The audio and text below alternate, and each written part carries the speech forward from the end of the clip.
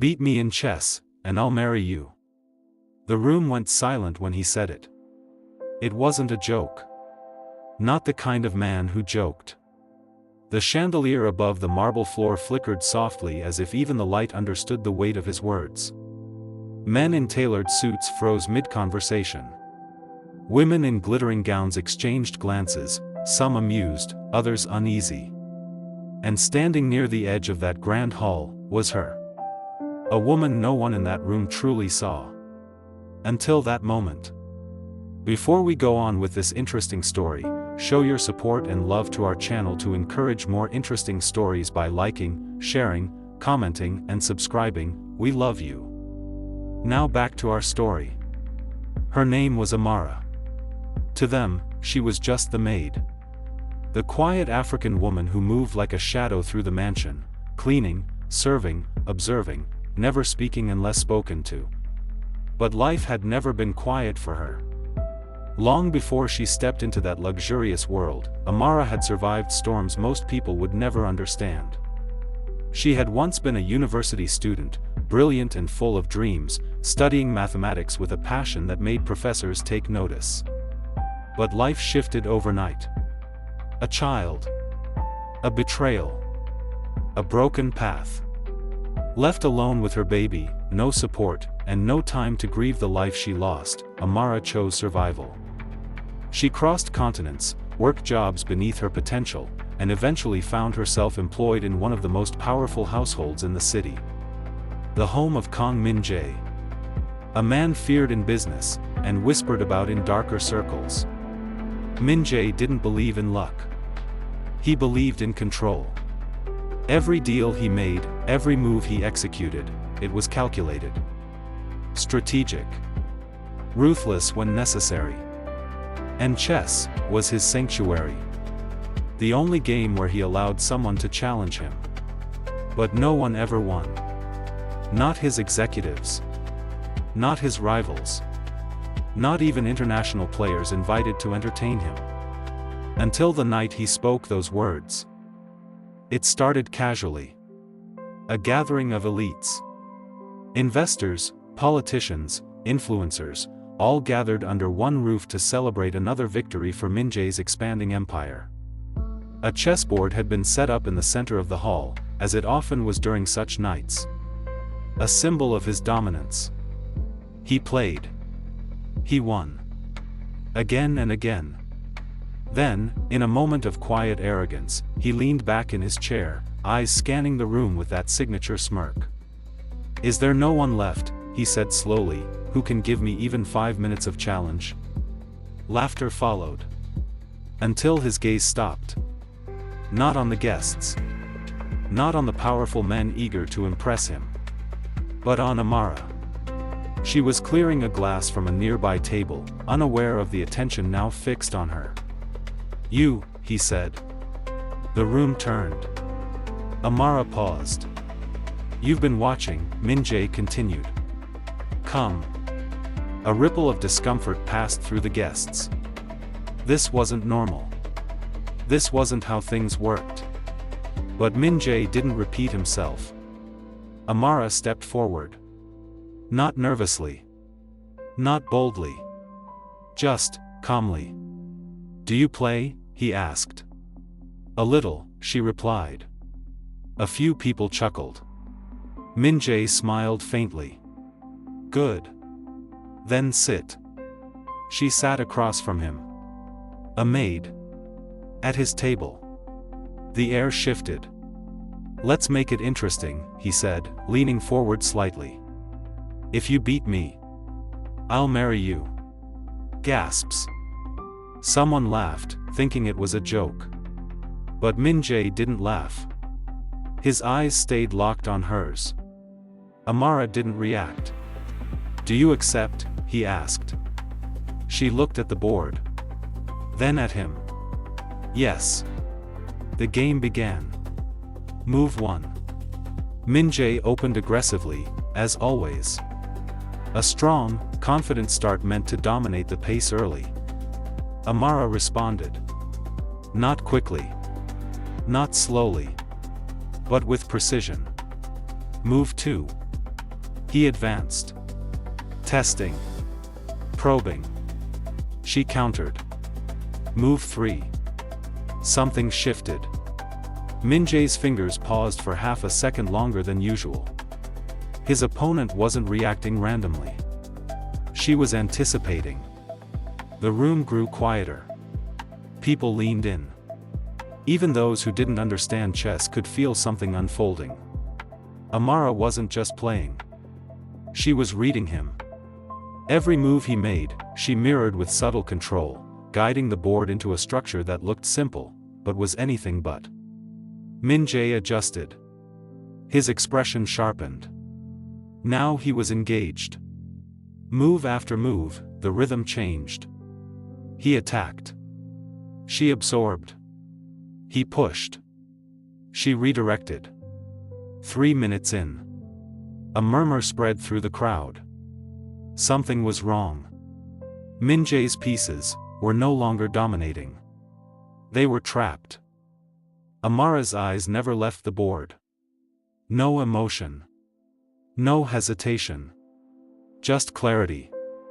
Min-jae leaned back slightly, analyzing.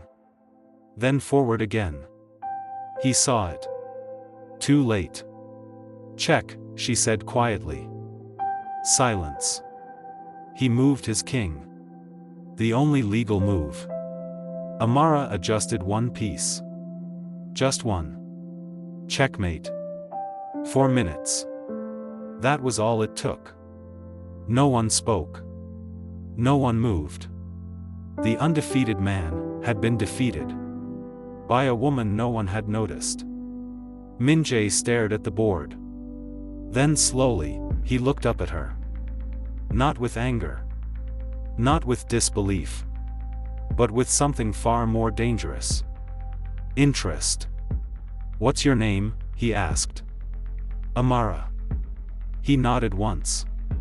You're not just a maid. No, she said calmly. I'm not. That night changed everything. The guests left with stories they could barely believe. The staff whispered in corners. And Amara returned to her duties as if nothing had happened. But Min-jae didn't forget. The next morning, she was called to his private study. Not as a servant. But as something else.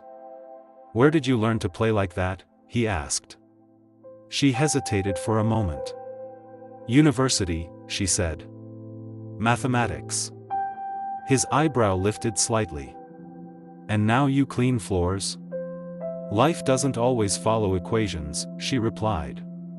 A faint smile touched his lips. From that day, things shifted. Not publicly. Not immediately. But subtly. Amara was no longer just the maid. She became someone Min-jae spoke to. Listened to. Tested. They played again. And again. And again. Sometimes he won. Sometimes she did. But every game challenged him. And slowly, something unexpected began to grow. Not romance. Not yet. But respect. He discovered her story piece by piece. The child she raised alone. The sacrifices. The brilliance buried under survival. And she discovered his. The pressure. The power. The loneliness hidden beneath control. One evening, as the sun dipped behind the skyline, casting golden light across the chessboard between them, Min-jae spoke again. Do you remember what I said that night? Amara didn't look up. I remember. If I win now, he said, what do I get? She made her move. You already have everything. He studied her. Then moved his piece. And if you win? She looked up this time. Not as a maid. Not as someone beneath him. But as an equal. Then you learn, she said softly, that everything you have isn't everything you need. That game lasted longer. Much longer. But in the end. Checkmate. Min-jae exhaled slowly. Not defeated. Not threatened. But changed. Because for the first time in his life, someone hadn't tried to take from him. Or impress him. Or fear him. She simply met him. And somewhere between strategy and silence. Between power and patience. Between control and connection. A different kind of game had begun. One with no board. No rules. And no guaranteed winner. But this time, Min-jae wasn't trying to win. He was trying to understand. And Amara? She wasn't trying to prove anything anymore. She had already done that. In 4 minutes. The silence after the second checkmate lingered longer than the first. But this time, it wasn't shock that filled the air between them. It was understanding. Min-jae leaned back, studying Amara in a way that had nothing to do with strategy anymore. "You don't just play to win," he said quietly. Amara folded her hands in her lap. "No. You play to reveal." She didn't answer. Because he was right.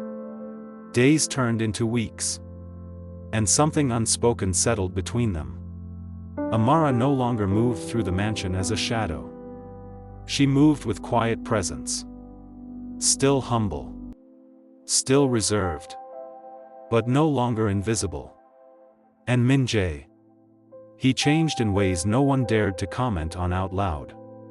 He became attentive. Not just to her. But to things he had ignored for years. It was on a quiet afternoon that everything shifted again. Amara wasn't in the mansion. For the first time in weeks, she had asked for time off. Min-jae hadn't questioned it. But he noticed her absence more than he expected. He found out why later that evening. Not through her. But through chance. A black SUV slowed to a stop at a modest part of the city, far from the towering skyline he owned. Min-jae stepped out. He wasn't dressed like himself. No tailored suit. No visible power. Just a man, curious. And then he saw her. Amara. Standing outside a small building. Holding the hand of a little girl. The world seemed to pause. The girl couldn't have been more than 6. Bright eyes. Curious. Observant. And smiling. At Amara. Min-jae didn't approach immediately. He watched. Something about that moment felt private. Sacred. Amara bent slightly, adjusting the girl's jacket. "Did you finish your homework?" she asked. "Yes, Mama," the girl replied proudly. Min-jae felt something unfamiliar tighten in his chest. "Mama." Amara straightened, and that's when she saw him. Their eyes met. Surprise flickered across her face, but not fear. "You followed me," she said when he finally approached. "Not intentionally," he replied. "But I'm glad I did." Her gaze shifted briefly to the girl. Then back to him. "This is my daughter," she said. The girl looked up curiously. Min-jae crouched slightly to meet her eye level. "What's your name?" he asked. "Nia," she said. He nodded slowly. "That's a strong name." She smiled. Children had a way of seeing what adults ignored. Nia tilted her head. "You're the man who plays chess with Mama." Amara blinked. Min-jae raised an eyebrow slightly. "And how do you know that?" "She talks about you," Nia said simply. Amara sighed softly. Not embarrassed. But exposed. From that moment, everything changed again. Nia became part of the world Min-jae never knew he needed. At first, he kept his distance. Observing. Learning. But children don't allow distance for long. "Do you always look serious?" Nia asked him one afternoon when he visited again. He paused. "I suppose I do." "You should smile more," she said. Amara nearly laughed. Min-jae actually did. Just a little. But the world Min-jae lived in wasn't built for softness. And peace never lasts long in places built on power. It started subtly. A car that lingered too long. A call that ended too quickly. A name whispered where it shouldn't be. Min-jae noticed. Of course he did. He always noticed. Someone was watching. And when you're a man like Min-jae, that never means anything good. He tightened security around the mansion. Increased surveillance. But his instincts told him something else. This wasn't about business. This was personal. The realization came too late. It happened on a quiet evening. Amara had just tucked Nia into bed. The small apartment was peaceful. Safe. Or so it seemed. A sound. Soft. Wrong. Amara froze. Every instinct sharpened. Then, the door forced open. 3 men. Fast. Silent. Professional. Amara moved instantly. Not panicked. Trained by life to react before fear could take over. She grabbed Nia. Pulled her close. "Stay behind me," she whispered. But the men weren't there for chaos. They were there with purpose. "Bring the girl," one of them said. Amara's eyes changed. Not fear. Not confusion. Fury. "You're not taking her," she said. The room exploded into motion. What they didn't know was that Amara was not just a survivor. She was a protector. She moved with speed they didn't expect. Dodging. Redirecting. Fighting not like someone trained in a gym, but like someone who had fought to live. But 3 against 1. Even strength has limits. And then, the sound of another force entering. Sharp. Precise. Controlled. Min-jae. He moved like a storm contained in a human body. Each motion calculated. Each strike intentional. Within seconds, the balance shifted. The attackers fell back. Retreated. Gone as quickly as they came. Silence. Heavy. Breathing. Fast. Min-jae turned. Amara still held Nia tightly. Protective. Unshaken. "You're not safe here anymore," he said. Amara didn't argue. Because now, she understood. This wasn't coincidence. This was war. And somehow, without realizing it, she and her daughter had become part of his battlefield. Min-jae looked at Nia. Then at Amara. "This time," he said quietly, "I'm not playing chess." His eyes hardened. "I'm ending the game." And for the first time, Amara didn't see just a powerful man. She saw something deeper. A man willing to fight. Not for control, but for them. And somewhere between danger and protection, between fear and trust, something stronger than strategy began to form. Not just connection, but commitment. Because this was no longer about a promise made over a chessboard. This was about survival. And the kind of bond that only forms when 2 worlds collide and choose to stand together anyway.